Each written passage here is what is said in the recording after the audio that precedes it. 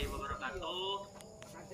Kami dari kelompok 9 KWU dengan jualan sate marem. Sebelumnya izin perkenalkan diri.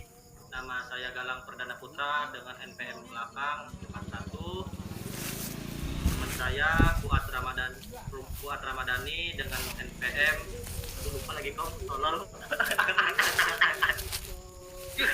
Aku ujungnya 75. 43. Oh, iya, udah. 43. Oke, sabar wih. Udah lanjut ya, mulai ya. Yo. Assalamualaikum warahmatullahi wabarakatuh. Kami dari kelompok 9 kewirausahaan dengan berjualan sate marem.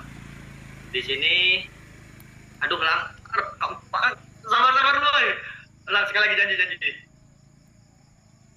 Assalamualaikum. Ya, Lanjut nanti malam ya, nanti malam ya lah. Aku berangkat aku. Oh, nanti malam berangkat ya kamu Dan ya. Assalamualaikum warahmatullahi wabarakatuh. Kami dari kelompok 9 KWU dengan menjual sate marem.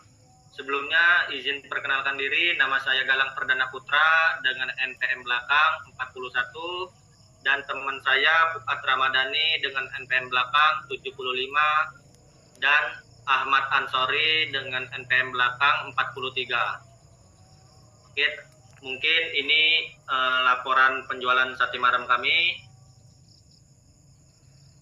Sebelumnya kami akan mempresentasikan hasil kerja kami. Yang pertama dari saya, sate marem. Sate marem ini kami menghadiri kuliner sate marem premium dengan inovasi daging yang diungkep hingga empuk. Anggota kelompoknya yang tadi saya sebutkan, konteksnya yaitu keluhan pelanggan pada ulasan digital sering menyorot ukuran daging yang tidak konsisten dan polusi pada sate pada umumnya. Pernyataan masalah yaitu masalah pengelolaan produk sampingan ternak atau biasa disebut jeroan yang tidak standar menyebabkan tingginya risiko kerugian bagi UMKM kuliner karena produk cepat rusak. Dampaknya pelaku usaha kuliner kehilangan potensi pendapatan tambahan dan konsumen berisiko mengonsumsi produk jeroan dengan yang kualitas kebersihannya tidak menjamin. Pernyataan masalah ataupun industri, masalah yang ingin dipecahkan yaitu banyak pecinta kuliner sate di perkotaan kesulitan menemukan sate yang dengan kualitas yang konsisten, empuk, dan porsi yang memuaskan. Selain itu, masalah limbah asap pembakaran sate di daerah padatnya penduduk sering mengganggu lingkungan sekitar. Data pendukungnya keluhan pelanggan pada ulasan digital sering menyorot ukuran daging yang tidak konsisten dan polusi. Untuk areanya itu makan, industrinya pertanian dan pengelolaan pangan. Untuk bidangnya kita di bidang agribisnis karena kewirausahaan ini yaitu kayak bisnisnya itu karena di agribisnis, tapi kita dengan produk jeroan itu. Analisis masalahnya yaitu stakeholder yang terpengaruh. UMKM seperti pemilik sate, pemasok jeroan, ati, ampela ataupun usus, serta konsumen penikmat jajanan pasar yang mencari produk olahan jeroan yang bersih dan aman. Dampak bagi stakeholdernya itu produk jeroan seringkali dianggap rendah kualitasnya karena pengelolaan yang kurang baik, higienis, masa penyimpanan yang sangat singkat atau bisa terjadi cepat basi, dan harga yang fluktuasi di pasar. Sehingga merugikan pedagang kecil yang mengandalkan menu pendamping ini. Penyebab masalahnya yaitu kurangnya standar pengelolaan dan pengemasan jeroan di tingkat hulu, serta minimnya teknologi pengawetan alami yang aman untuk memastikan usus dan ati ampela agar segar sampai di tangan pedagang.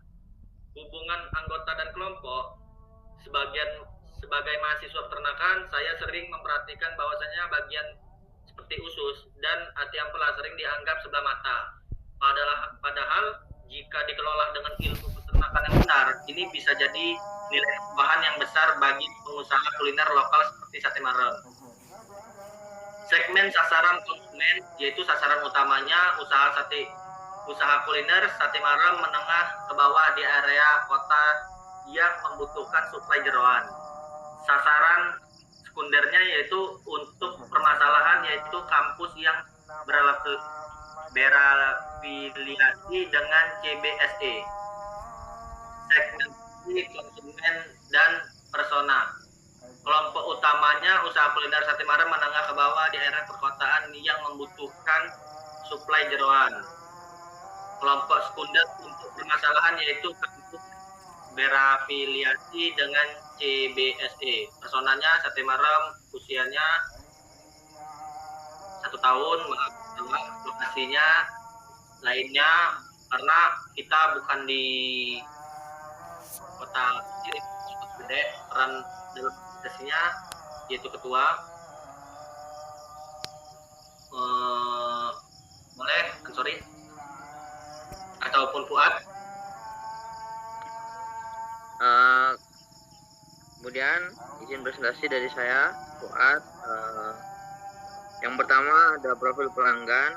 Rata-rata pelanggan kami itu berpendidikan lulusan perguruan tinggi atau masih jenjang perguruan. Kemudian ada laki-laki dan perempuan tentunya. Pekerjaan mereka yang masih pelajar atau siswa, minat dan hobi itu seni memasak dan kuliner. Kemudian sumber informasi utama yaitu media sosial. Kemudian untuk preferensi belanja sebagian besar pasokan. Untuk kenyamanan dengan teknologi itu cukup tinggi. Untuk media favorit itu Instagram. Kemudian tempat kumpul secara offline favorit itu di Imbung, seperti mahasiswa Unila pada umumnya. Oke, next. Ada job to be done dan alternatif. Job to be done dan alternatif fungsional. Ini mencakup pekerjaan fungsional yang harus diselesaikan untuk menemukan makanan yang enak, cepat, dan terjangkau. Kemudian yang kedua ada memesan makanan dengan mudah tanpa antri lama, contohnya dengan pesan di media sosial tadi seperti Instagram, WhatsApp atau lain sebagainya. Yang ketiga ada mendapatkan pilihan menu sate yang bervariasi. Maka dari itu kami tidak menyediakan variasi yang sedikit ya. Kami ada 3 variasi setidaknya, yaitu sate ampela, usus, hati ayam, dan sate jeruk. Kemudian yang keempat, menikmati makanan dengan kualitas rasa yang konsisten. Jadi kami di sini menciptakan sate marem dengan rasa yang konsisten dan ketika makan itu memang bisa membuat konsumen itu marem dan atau puas. Kemudian yang kelima ada memenuhi kebutuhan makan bersama keluarga atau teman. Jadi sate marem ini bisa dinikmati bersama keluarga atau teman ya, nggak cuma dimakan sendiri. Untuk JTBD atau job to be done emosional, pekerjaan emosional yang harus dilakukan antara lain 1, merasa puas dan nyaman saat makan. Jadi ketika makan sate marem itu konsumen itu benar-benar merasa puas